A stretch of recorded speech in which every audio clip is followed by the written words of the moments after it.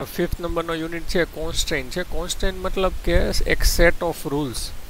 કોન્સ્ટન્ટનો મતલબ થાય a constraint is a rule that restrict the values that may be present in the database. Constraint એટલે એક જાતનો તમે રૂલ ગોઠવો છો જ્યારે તમે ટેબલ ક્રિએટ કરો છો ત્યારે કે ભાઈ મારે આ ટાઈપની વેલ્યુ જોઈ છે, આ ટાઈપની વેલ્યુ નથી જોતી, એના માટે તમે સેટઅપ કરો એને કહેવાય કોન્સ્ટન્ટ. એના માટે વર્ડ વપરાય કોન્સ્ટ્રેન્ટ. કે જ્યારે આપણે ટેબલ બનાવીએ ત્યારે હું એમાં એવું ઈચ્છું કે ભાઈ મારા અકાઉન્ટવાળું ટેબલ છે એની અંદર બેલેન્સ છે એ માઇનસમાં કોઈ એન્ટર કરી શકવું જોઈએ નહીં.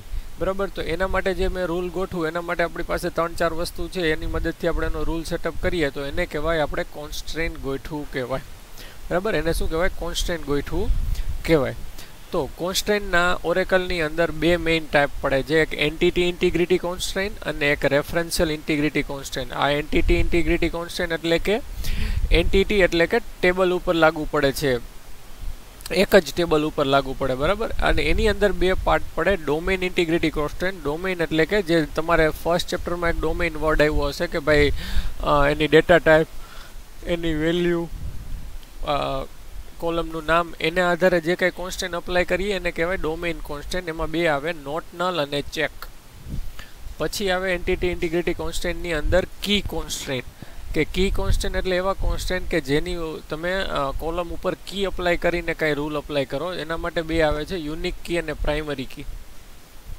બરાબર, અને એક મેઇન પાર્ટ આવે રેફરન્શિયલ ઇન્ટિગ્રિટી કોન્સ્ટન્ટ. રેફરન્શિયલ એટલે કે એક ટેબલને બીજા ટેબલ સાથે કનેક્શન માટે કોન્સ્ટન્ટ અપ્લાય કરીએ, અથવા તો બે ટેબલ વચ્ચે જ્યારે આપણે ફોરેન કી આપીએ.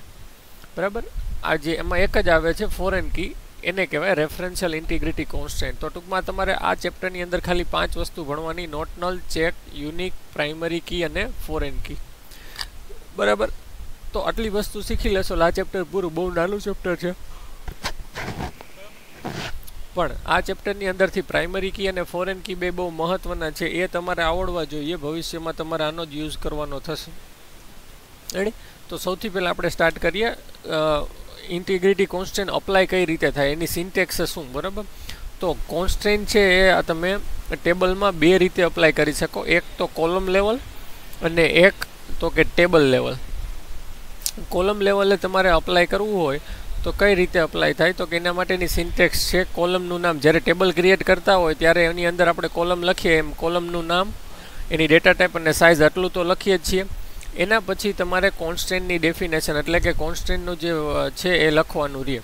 ફોર એક્ઝામ્પલ, બેલેન્સ નામની કોલમ છે, એની ડેટા ટાઈપ નંબર અને નોટ નલ, જે પહેલાં વહેલું હતું ને એક નોટ નલ વાળું. તો આ રીતે તમે કોલમ લેવલે આપી શકો કે ભાઈ જ્યારે ટેબલ ક્રિએટ કરો ત્યારે અકાઉન્ટ, બેલેન્સ, બ્રાન્ચ આ રીતની કોલમ લખતા હોય તેમાં જે કોલમ ઉપર તમારે કોન્સ્ટન્ટ અપ્લાય કરવો હોય એ કોલમમાં તમારે એની સાઇઝ લખ્યા પછી એની પાછળ એને કોન્સ્ટન્ટનું નામ આપી દેવાનું રહે. બરાબર, આને કહેવાય કોલમ લેવલ. એના પછી આવે એક બીજું ટેબલ લેવલે તમે કોન્સ્ટન્ટ અપ્લાય કરી શકો. આ તો બે જનરલ મેથડ સમજાવું છું કે ભાઈ કોલમ લેવલ અને ટેબલ લેવલ બે રીતે કહો તમે કોન્સ્ટન્ટ અપ્લાય કરી શકો. પછી આપણે 1 by 1 બધા કોન્સ્ટન્ટ જોતા જશું. તો ટેબલ લેવલ કોન્સ્ટન્ટ કઈ રીતે અપ્લાય થાય, તો કે ક્રિએટ, એની syntax create table, table name, કોલમનું નામ, ડેટા ટાઈપ, સાઇઝ, એવી રીતે 1 થી લઈને n સુધીની જેટલી કોલમ આપી એટલી બધી આપી દેવાની. એ બધી કોલમ આપી દીધા પછી તમે કોન્સ્ટન્ટની ડેફિનેશન લખો, એને કહેવાય ટેબલ લેવલ. ઓલામાં શું થતું તો કે તમે પર્ટિક્યુલર કોલમની પાછળ જ લખી દેતા કે મારે આ કોલમમાં સેટઅપ કરવું છે. એની બદલે તમે બધી કોલમ એકવાર ડિફાઇન કરી દીધી પછી કોન્સ્ટન્ટ આપો છો. કઈ રીતે, તો કે ક્રિએટ ટેબલ, ઓલું આડું આવે છે જરાક, એક જ મિનિટ. ક્રિએટ ટેબલ અકાઉન્ટ, બ્રેકેટમાં જો account number, varchar 5, balance number, બેલેન્સની ડેટા ટાઈપ નંબર, પછી કોમા કરીને મેં કોન્સ્ટન્ટ આપ્યો અલગથી આખો. ઓલામાં શું હતું કે બેલેન્સને નંબર પછી તરત જ લખી દેતા હતા, પણ આ મારી બધી કોલમ ડિફાઇન થઈ ગઈ, મેં બે જ લીધી. માનો કે તમે 10 કોલમ ડિફાઇન કરો તો 10 તમારે લખી દીધા, પછી કોમા કરી કોન્સ્ટન્ટનું નામ, માનો કે મારે યુનિક કી અપ્લાય કરવી છે તો યુનિક એનો કીવર્ડ અને બ્રેકેટમાં જે કોલમને કી આપવી છે એ કોલમનું નામ લખ્યું તો યુનિક અકાઉન્ટ નંબર. તો આ રીતે તમે આપો તો એને કહેવાય ટેબલ લેવલ. એટલે કોન્સ્ટન્ટ હંમેશા બે રીતે આપી શકાય, એક કોલમ લેવલ અને એક ટેબલ લેવલ.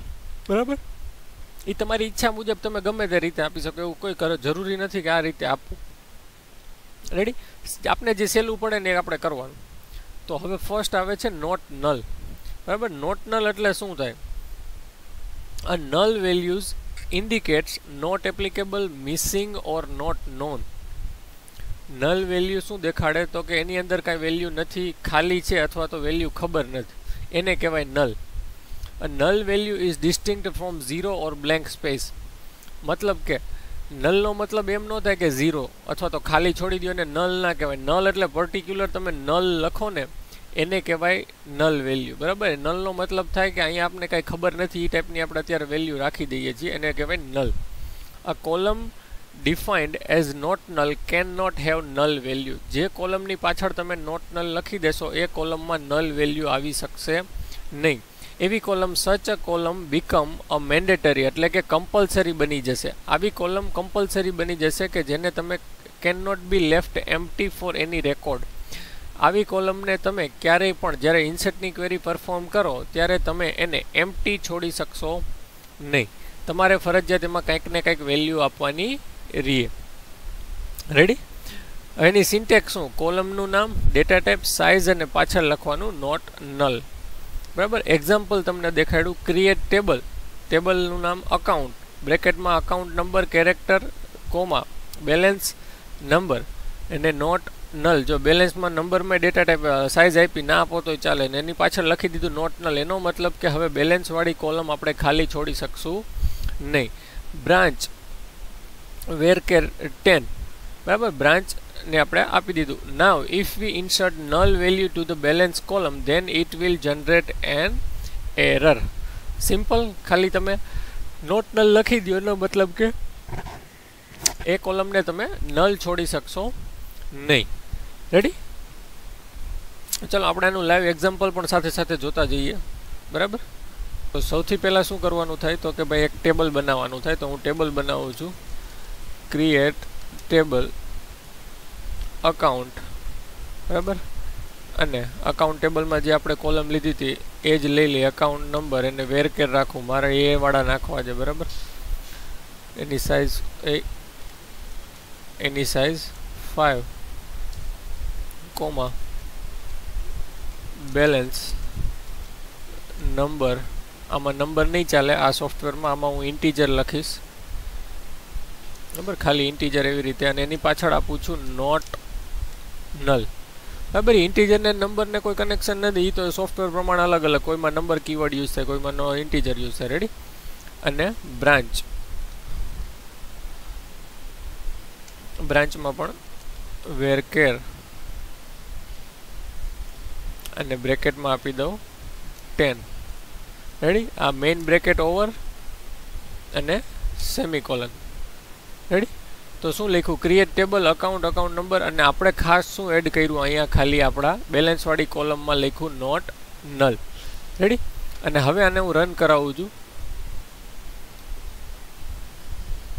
બરાબર. જો રન કરાવું છું તો અહીંયા જો અહીંયા તમને કદાચ દેખાતું હોય તો અહીંયા લખ્યું છે ક્રિએટ ટેબલ અકાઉન્ટ વાળી 0 રોઝ અફેક્ટેડ ને સક્સેસફુલ, 1 સક્સેસફુલ ક્વેરી થઈ ગઈ, બરાબર.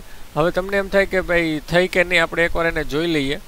તો હવે શું કરું છું તો કે હું એન્ટર કરી અને સિલેક્ટ વાળી ક્વેરી જોઈ લઉં કે ભાઈ ટેબલ ખાલી તો આવે છે કે નહીં. રેડી?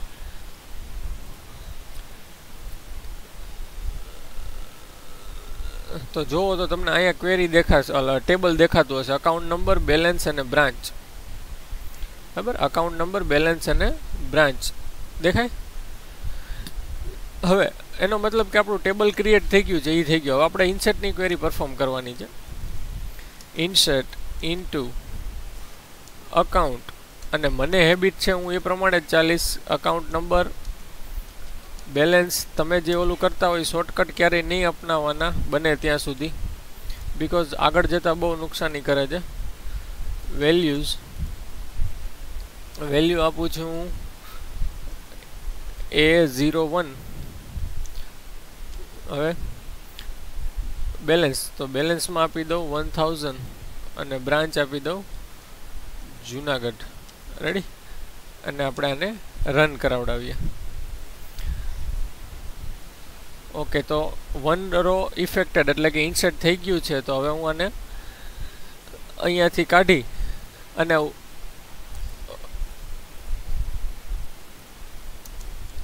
અને આને પાછી સિલેક્ટ સ્ટારને રન કરાવડાવું, બરાબર. તો જોશો તો તમને અહીંયા બેલેન્સમાં અકાઉન્ટ નંબર A01 બેલેન્સ 100 ને જુનાગઢ એન્ટર થાય, મતલબ કે ટેબલ ઓકે છે, એમાં એન્ટ્રી થાય છે ને ડેટા આપને દેખાય પણ છે. હવે વાત આવી નોટ નલની, બરાબર. આ નોટ નલની વાત આવી. હવે આપણે એ કામ કરીએ. હું આ જૂની ક્વેરી કાઢી નાખું છું, બરાબર, અને અહીંયા પાછી પેસ્ટ કરીને એમાં વેલ્યુ ચેન્જ કરું છું. A02 અને 1000 ની બદલે આપણે એને બ્લેન્ક છોડી દઈએ, બરાબર. બ્લેન્ક છોડી દઈએ, આપણે જોઈએ શું થાય છે. તો હવે આને રન કરાવડાવીએ.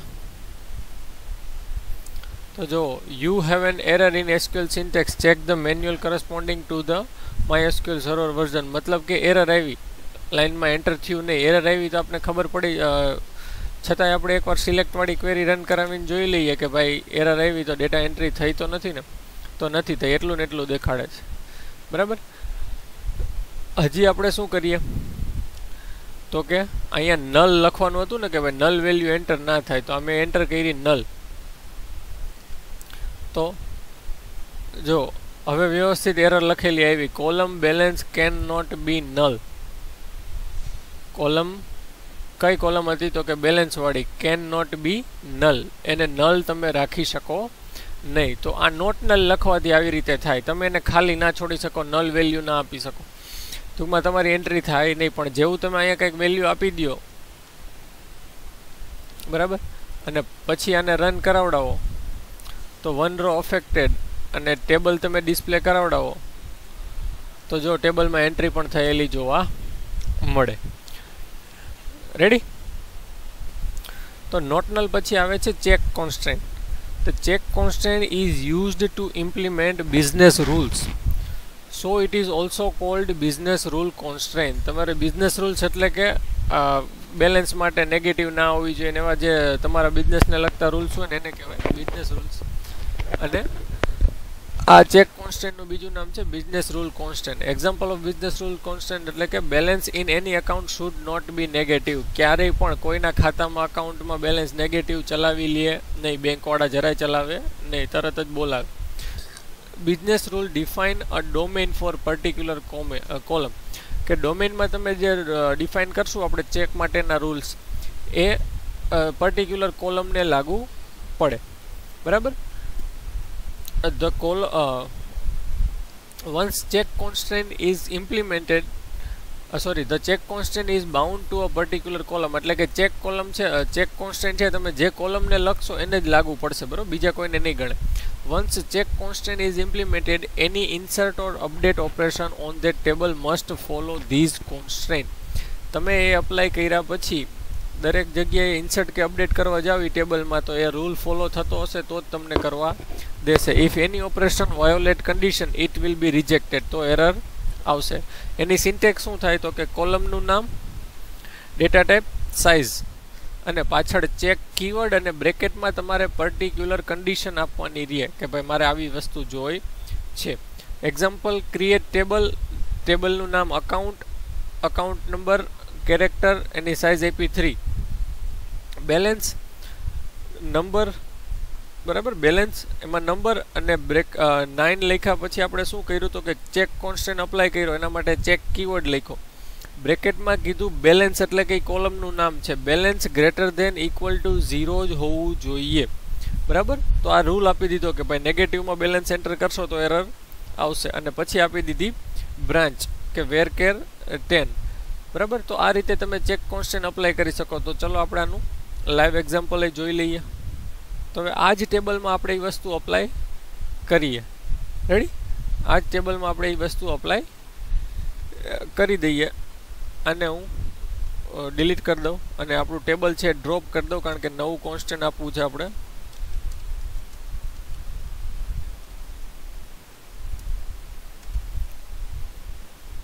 બરાબર. તો થઈ ગયું ટેબલ ડ્રોપ, બરાબર. આને કરી દઈએ ડિલીટ. આપણે આપણું કરી દઈએ જૂનું પેસ્ટ, એમાંથી આ જૂનું પાછું હું કાઢી લઉં. રેડી. તો હવે આપણે અહીંયા શું આપ્યું તો બેલેન્સમાં નોટ નલ, બરાબર. ક્રિએટ ટેબલ વાળી ક્વેરી છે જૂની લખેલી, એમાં નોટ નલ કાઢી અને હવે હું શું આપું છું એ ચેક અને બ્રેકેટમાં આપું છું કોલમનું નામ balance greater than equal to 0, બરાબર. આ રીતનું મારે જોઈએ છે. Balance greater than equal to 0 હોય તો જ એન્ટર થવા દેશે. તો હું આને એક્ઝિક્યુટ કરાવું, ટેબલ ક્રિએટ થઈ જવું જોઈએ. તો ટેબલ ક્રિએટ થઈ ગયું છે કે નહીં એ જોવા માટે આપણે શું કરશું? તો કે ઘણી બધી રીત છે, બરાબર. પણ આપણે સિમ્પલી શું કરીએ? Select star from account, sorry, ready. તો અહીંયા ટેબલ ક્રિએટ થઈ ગયેલું આપણે દેખાય છે. Okay, done. હવે આપણે એમાં ઇન્સર્ટ કરાવીએ. ઇન્સર્ટ કરાવું છું. Insert account number, balance, branch, values A02 2000 ને જુનાગઢ, બરાબર. આ જ રો ઇન્સર્ટ કરાવું છું. એવું હોય તો તમને મજા આવે તો A01 કરી દો અને પછી આવડી આ ક્વેરી એક્ઝિક્યુટ કરાવું છું. તો હવે આપણે જોઈએ તો 1 રો અફેક્ટેડ અને આપણું ટેબલમાં જો રો તો રો પણ દેખાઈ ગઈ, બરાબર. રો આપણે દેખાઈ ગઈ. હવે આપણે શું ચેક કરવાનું છે? તો કે હવે આપણે અહીંયા બેલેન્સ નેગેટિવમાં કરવાનું છે. -2000 ની બદલે -20 રૂપીસ આપણે એન્ટર કરીએ અને A01 ની બદલે A02 કરી દઈએ. રેડી. તો હવે હું આ ક્વેરી ઇન્સર્ટ કરાવવાની ટ્રાય કરું, બરાબર.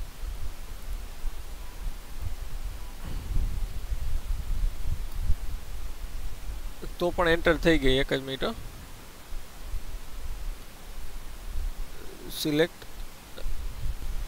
ઓકે, તો આપણા મારા SQL યોગમાં કોન્સ્ટન્ટ વર્ક નથી કરતો. તમે તમારી પાસે જે SQL ઓરેકલ વાળું છે એમાં વર્ક કરાવશો એટલે વર્ક કરશે જ 110%, કારણ કે એમાં અમે યુઝ કરતા જ, બરાબર. આ સોફ્ટવેર નવો છે આપણા માટે, તો આમાં એ વસ્તુ અપ્લાય થતી નથી. પણ ઇન શોર્ટ કહેવાનો મતલબ એ છે કે અહીંયા જે કન્ડિશન લખશો, રૂલ લખશો, બરાબર, એ રૂલને જ ફોલો કરશે. રેડી. એની બહાર તમને અપ્લાય કરશે. એની ટૂંકમાં રૂલ ફોલો નહીં થતો હોય તો ઇન્સર્ટ થવા નહીં દે. ઓરેકલમાં તો કમ્પ્લીટલી વર્ક કરશે. રેડી. એટલે એમાં એવું કોઈ તકલીફવાળું છે નહીં. તો એઝ યુ કેન સી આપણે બીજું એક્ઝામ્પલ પણ જોયું. એમાં ચેક કોન્સ્ટન્ટ અલગ રીતે લઈને પણ ટ્રાય કરી પણ વર્ક નથી કરતું. બિકોઝ એનું એક રીઝન છે, એ મને યાદ આવ્યું કે ભાઈ માય SQL સાથે હું કનેક્ટેડ છું. આની SQL જે સોફ્ટવેર યુઝ કરું છું એની સાથે હું એમાં યુઝ કરું છું માય SQL ડેટાબેઝ, કે which is not supported for check constraints, બરાબર.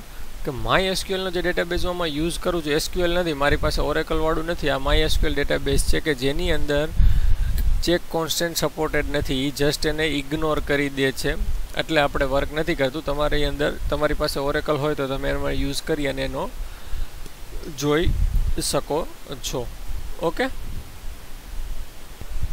ઓકે. તો આપણું છે ને માય SQLમાં વર્ક નહોતું કરતો, એટલે આપણે મારી પાસે ઓરેકલ નથી તો આપણે એને ઓનલાઈન રન કરાવીએ, બરાબર. તો કોડિંગ કરું છું. ક્રિએટ ટેબલ અકાઉન્ટ બ્રેકેટમાં અકાઉન્ટ નંબર બેલેન્સ માટેની કોલમનું નામ આપી દો balance, data type number, check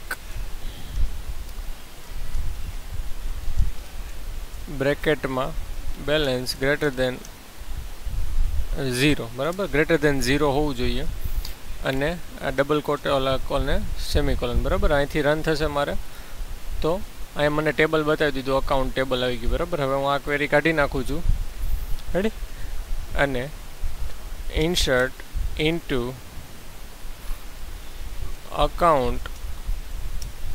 account number, balance, values 0 1 અને -1 એન્ટર કરવાની ટ્રાય કરીએ આપણે. શું થાય છે જોઈએ. તો રન. તો જો અહીંયા could not execute statement due to constant failure, એટલે કે ચેક કોન્સ્ટન્ટ ફેલ થયું કે એમાં અકાઉન્ટમાં, મતલબ કે તમે આની એન્ટર કરાવી શકો નહીં. તો આ રીતે તમારું ચેક કોન્સ્ટન્ટ ઓરેકલમાં તો વર્ક કરે જ છે. રેડી. અહીંયા જો એરર આવી ગઈ ચેક કોન્સ્ટન્ટની, અને હવે આપણે અહીંયા હું ખાલી 1 કરી દઉં અને રન કરાવું તો 1 રો અફેક્ટેડ આવી જાય. અને આપણે ટેબલ જોવું હોય તો select star from account. Ready. જૂનું છે, સોરી, કાઢી નાખીએ આપણે. હવે રન કરાવીએ તો એન્ટર થઈ ગયું. જો -1 કરતા હતા તો એન્ટર થતું હતું નહીં. એનો મતલબ કે ઓરેકલમાં પરફેક્ટલી ઓકે વર્ક કરે છે. તો આ હતું ચેક અને not null constraint. Thank you very much.